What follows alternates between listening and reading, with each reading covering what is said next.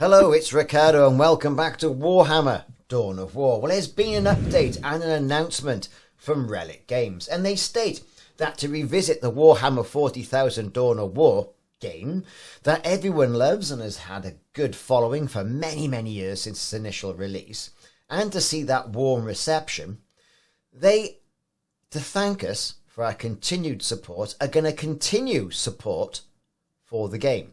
They're going to extend their supported plans for Warhammer 40,000 Dawn of War, the definitive edition, beyond September, and will continue updating the game for the rest of 2025. This is fantastic news for all of us who are still chasing some of those elusive patches and niggles in the game, even after all this time. They continue to state that the update that's just dropped on the 2nd of October 2025, a regular update that was announced well before as part of their update plan, that a lot of these improvements are from Indeed player community. They've done a complete overhaul of unit portraits. They've made improvements to the Automatch experience, something that a lot of people found really frustrating. And also the art and animation fixes. HUD improvements, and also fixes for several high priority crashes. Now, many of the fixes, like they say, were thanks to the community giving feedback at help.relic.com. For all of you who are added modders, the map editor has an updated map editor fix to auto-generate mini-maps for maps that are above 512 by 512 in size, and also removed the AI spam about bad ability name. So that's handy for all those of you who are out there modding. Also, they do announce some sneak peeks at some of those highly requested features. They want an initial wave of achievements to come into the game, and that will be released in a future update. They're going to disable flyers in multiplayer skirmish custom games. And also, the mod assistant. They're preparing a tool to aid in the building of your mods. This is designed to allow modders more easily to launch all available modding tools and create new mods in the intended file structure.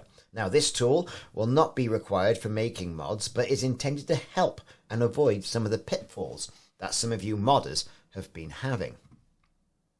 There are, however, still some problems with the good old games, the GOG version of the game, which can crash on startup, and they're continuing to investigate that. There is a current workaround by pressing play to launch the game. Once the game window appears, Alt-tab to a different application, wait about 5 seconds, and then continue with the game as well.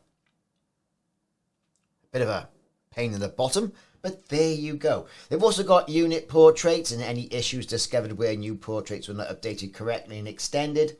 They're going to be looking at that. They're going to be looking at additional performance and army painter tweaks as well.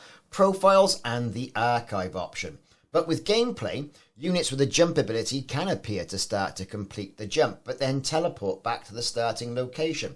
All these they know about and are now on their roadmap to continue and be fixed with a future fix, given the fact we're going to have fixes, as I said, until the end of 2025.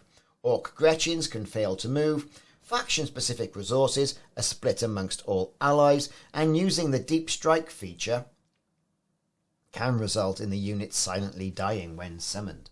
In addition to this, these are what the known issues are, and a host of fixes that I say have been around the multiplayer user interface and art and animation. A big fix, I think actually a major fix in regards to the ones that we've previously had in September. So, good on you, Relic.